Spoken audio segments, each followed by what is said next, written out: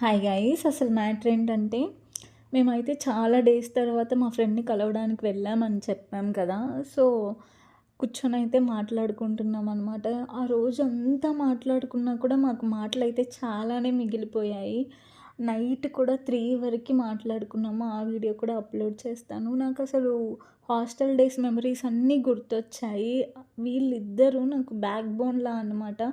Before marriage కొత్తగా Hyderabad job కోసం వచ్చినప్పుడు నాకేమీ తెలీదు. నేను చాలా వీక్ ఉంటుండే.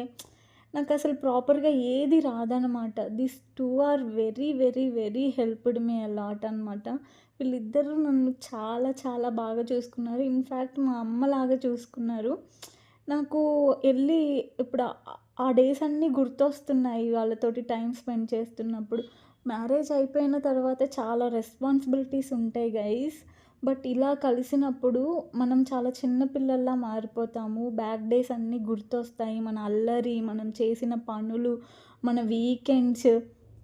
మేమెట్లా అంటే హాస్టల్స్‌లో ఉన్నప్పుడు ఒకళ్ళు బట్టలు నానబెడితే, ఒకళ్ళు ఉతికితే, ఒకళ్ళు జాడిస్తే, ఒకళ్ళు ఆరేస్తే, ఇలా అన్నమాట. ఫుడ్ ఒకళ్ళకొకళ్ళు తినిపించుకోవడము, ఒకళ్ళ దగ్గర మనీ లేకపోతే ఇంకొకళ్ళు హెల్ప్ జేయడము, ఒకళ్ళ బట్టలు ఒకళ్ళు మార్చుకోవడము, ఇవన్నీ చాలా చాలా మెమరీస్ గైస్. ఒక్కటి కాదు.